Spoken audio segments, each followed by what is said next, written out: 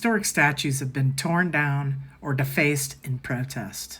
Protests against racism sparked all over the world by, you already know what by. These are monuments that were put up to mark history, but which have become increasingly seen as symbols of a dark legacy. Does no one not see this as how far we've come since those things happened? Is the slavery sale post monuments in the Grand Cayman coming down? Are they going to get rid of those? These offer opportunities for discussion on what not to fucking repeat. Addition, since when do we run around just tearing stuff down? Isn't that what voting is for? I mean, if you're just going to bypass and do whatever it is you want, why bother voting? Just freaking complete anarchy everywhere. Why not? We're tearing down statues that remind us of slavery. Should we tear down Confederate general statues? Reminds me of me taking my kids camping up at Lake Erie in this place called Camp Perry. It's basically a prison ground for Confederate soldiers, and they actually have a Confederate cemetery there. And it brought up fantastic opportunity for discussion for my kids about race and racism and hatred and what should not happen again. Tear it down, though, and try to act like it never happened. Never have the discussion. People are not fucking zombies. They're not gonna, people have feelings, man. Whether it's good or bad, or you like it or fucking you don't. They have feelings. And you can't tell people how to feel. You can't control how people feel. And that's all this is a fucking control mechanism. Get over it. Go on about your life. Go to work. Nobody gives a shit. I digress, though. Let me get back to the question, should we tear down Confederate statues? And there are several people saying no, and here's why. This is something y'all haven't thought about. These statues were commissioned by the United Daughters of the Confederacy and erected most of the statues that people want removed. United Daughters of the Confederacy started as a small group of about 30 women in 1894 in Tennessee. And in the next few decades, their numbers spread across the South and even the North.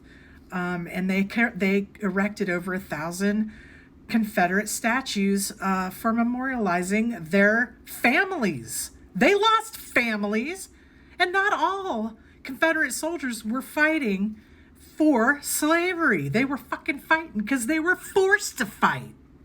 They have the right to preserve their Confederate culture. Okay, so you cannot make everyone blind.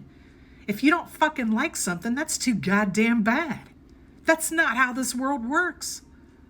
You know, there's often stuff that I dislike that I don't say anything about. You know, and you can call me fucking racist if you want. I was married to a black man who helped me raise my girls. And they call him dad. We were a mixed family for 2 decades. So call me what you want. I really don't give a shit. But you have to look at each side of the coin here. And no matter what side you're on, you don't even have to be on a side, okay? I don't have to support Black Lives Matter or Blue Lives fucking Matter or Martian Lives Matter. No matter what side of the coin you're on, you have to understand that you live in a free society. And that means that shit's gonna happen that you don't fucking like. So you might as well put on your big girl britches or pull up your man shorts and deal with it. It's fucking life, dude. And no one's gonna relabel what I think. I don't give a shit what's going on. Here's another story about book burning. A postmodern euphemism for book burning, NPR faces backlash after urging white Americans to decolonize their bookshelves. Fuck you. I'm going to read what I want to read. Okay? I don't give a shit. If you don't want to read something, then don't read it. That is the glory of living in America and being able to make your own decisions. What are we, fucking commies now? Your bookshelf may be part of the problem, NPR warned on Saturday. The article chided white Americans for purportedly ignoring literature written by racial minorities and therefore failing to understand issues of racism and prejudice towards the disenfranchised. Fuck you. Have you ever read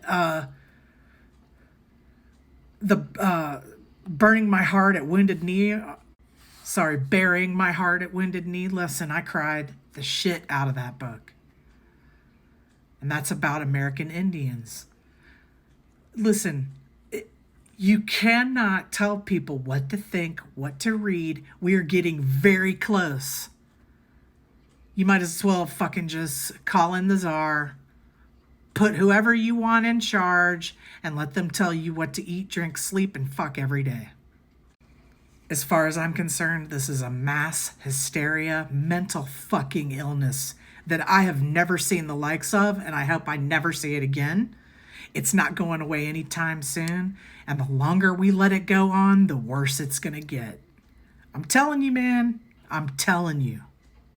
Chalk it up with Salem witch trials. I hope our history looks back on this and was like, dude, those dudes had massive mental hysteria. Anyway, these 3 articles that I read today are on bizarrebus.com.